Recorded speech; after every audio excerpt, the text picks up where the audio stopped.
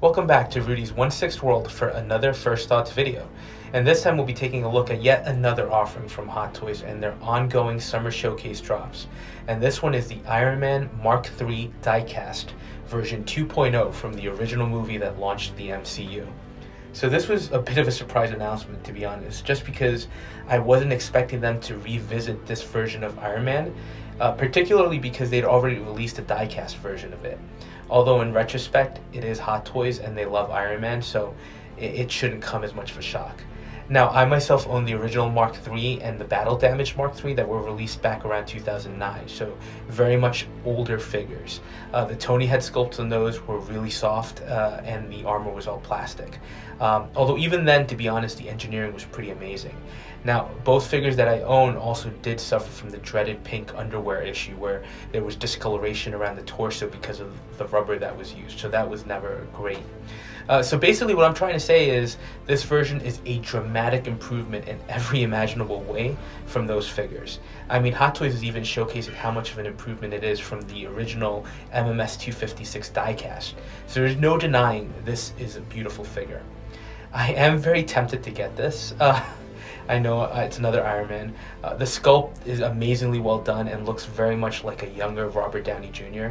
And the paint looks great even with the slight bruising on his cheek. At the same time, the features on this look incredible with the forearm shield being really well detailed and would have to be some of the most detailed brake flaps on his back.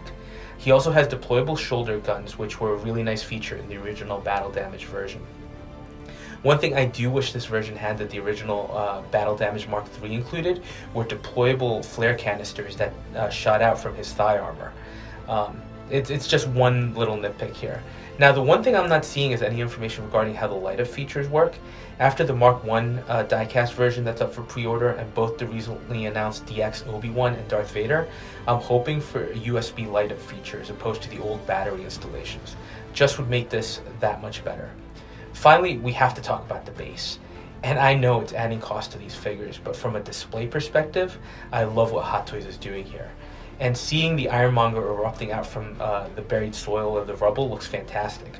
I also have the original Ironmonger release, so I really appreciate how big he is and love that figure. Here I like the detailing and how dynamic it is, so I feel like you can really tell a story with the base here.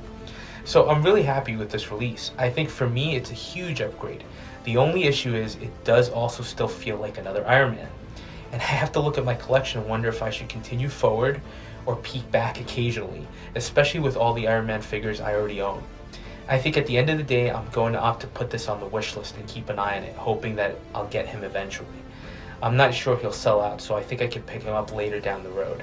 Also, Sideshow is doing this timed release thing right now for special edition versions of figures, which means that you have a limited window to order. So I'm not encouraging anyone to do that at all, unless you really can't live without the bonus. Here we're getting a Battle Damage helmet crushed by Ironmonger. It was the same bonus we got with the original Battle Damage Mark III, so it's a pass for me on that one. So again, it's a beautiful figure, and I think it's worth getting, but I'm in no rush here. What do you all think? Are you tired with all the Iron Man figures? There's so much coming out. We're living in a really golden era of figures, and Marvel's not done. We just got Wakanda Forever announced, right? Quantum Mania has been announced, which it's looking like it's going to be a massive figure. You got the Thunderbolts, so there's a lot coming. Let me know what you're thinking, and if you're enjoying the content, please go ahead and like, comment, and subscribe, and we'll touch base in the next video.